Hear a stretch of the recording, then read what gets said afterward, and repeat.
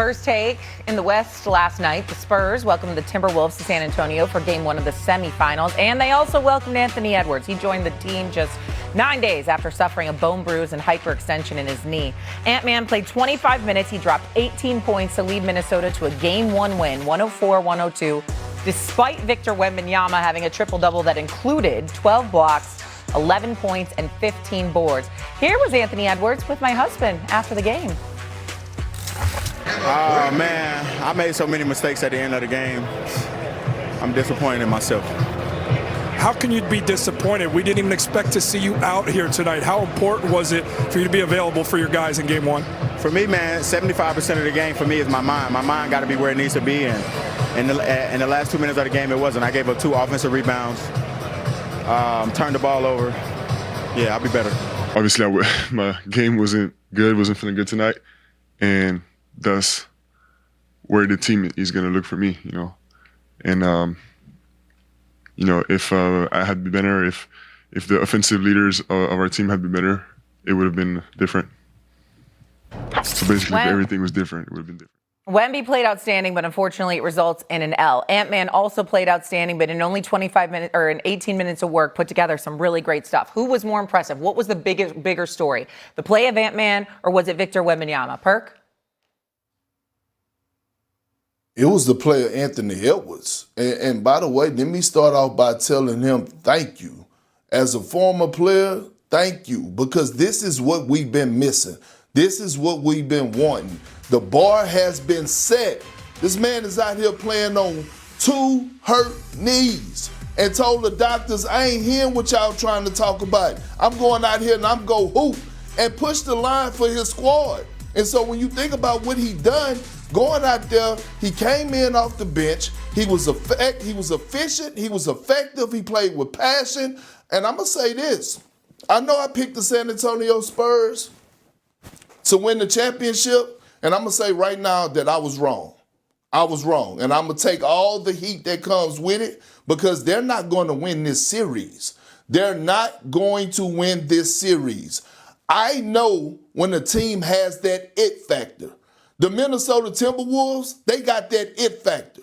Those guys are on, I used to call the Miami Heat when they had Jimmy Butler and Bam, and they made their final run, the goons from Dade County. Well, these are the goons from Minnesota, because they want all the smoke. I don't care if it's chimney smoke, cigarette smoke, or barbecue smoke. They are running to it. They're playing with a certain type of edge. They're playing with a certain type of tenacity. They have a certain level, a certain type of spirit that's going on through that locker room. And that damn Jaden McDaniels.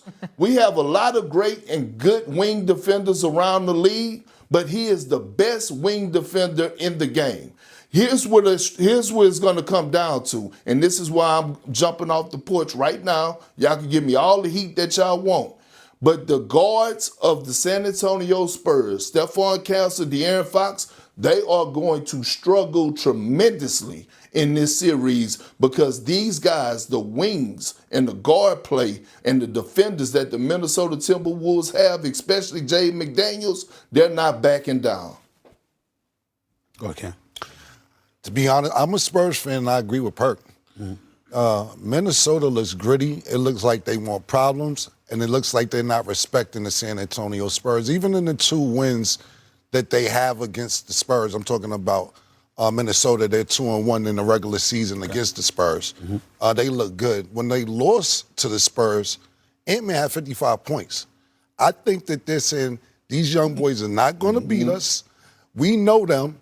We beat them this year, and I don't want to hear all the Wemby alien talk, so on and so forth.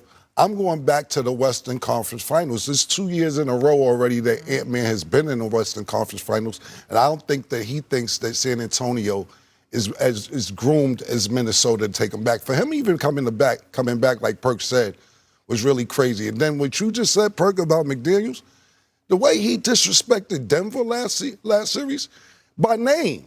Yeah. By name. Joker, you can't play defense. Murray, you can't play defense.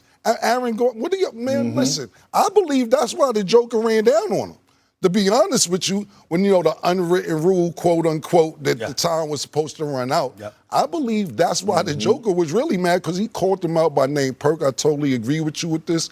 I hope it doesn't go that way because I'm a Spurs fan, but I think your take was absolutely on point. Yeah, I don't think it escaped me that one minute you wearing, you calling out the Knicks, and then you wearing a Boston Celtics outfit, and the next minute you're San Antonio Spurs fan. I don't know what the hell is going on this morning, ladies and gentlemen. Cameron, I don't know what the hell is going on, but I'm going to leave it alone. I'm going to leave it alone for now, and I'm going to stay focused. Here's the thing that I would say. Perk, I'm not going to get on you because, to be honest with you, you've been wrong before, so it's no big deal. You know, we ain't going to get on you before that you jumping off the bandwagon now. It ain't nothing new. That's number one. Number two, let me say this, y'all. You might be right. I'm just not sure yet. Let me tell you why I'm not sure. Wemby played all 12 minutes in the fourth quarter last night. One of 5 shooting just 3 points. Do we really think that's going to happen again? De'Aaron Fox had just as many turnovers, as he did assists, with 6. Him and Wemby combined, I'm looking at them right now and I'm saying, what the hell is going on here? 21 points on 10 for 31 shooting. That's 32%. 0 for 12 from 3-point range and only 1 or 2 from the free throw line. Is that going to happen again? I don't know. Listen. Ant-Man is a superstar in this game, and I love him to death. He's my favorite player to watch, him and Steph Curry. I absolutely love Ant-Man. And to be gone for 10 days, hyperextended knee, they were speculating at the very earliest he wasn't going to come back until Game 3. He was like, bump that. I totally agree with Perk about that. And I do believe that Minnesota has what it takes to beat them if Ant-Man is on the court. I do believe that. But the flip side to it is that this is where it hit me last night. Minnesota made me very nervous in terms of them making mistakes late in the fourth quarter once San Antonio amped up the pressure. And San Antonio was being like 7 down, 9 down, and here comes San Antonio and their ball handler. I love this cat, Terrence Shannon. I love him, and Jaden McDaniel can ball, and we know that Julius Randle had a strong fourth quarter, and we get that part. You just look at them and the steadiness, a point guard that can control stuff, is going to protect the basketball, not turn the ball over. Minnesota did make me nervous in that regard. So I'm really anxious to see what happens in Game 2. That's all I'm saying. That ain't nothing about that game made me nervous if you're Minnesota. Mike Conley has been doing an outstanding job in his role. And the thing is, I always want to sit back. Not only do I watch every minute of the game, but I want to hear the post-game interviews.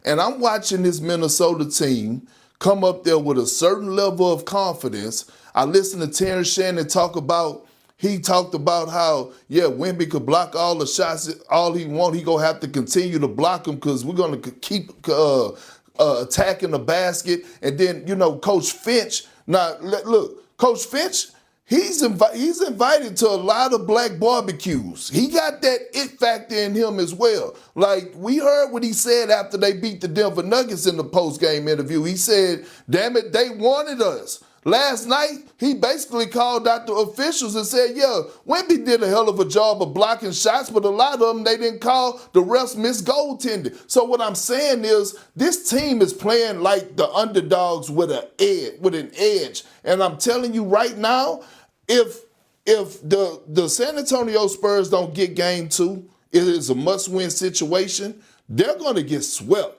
They are going to get swept. This team means business. I know it when I see it, and I'm telling you the real.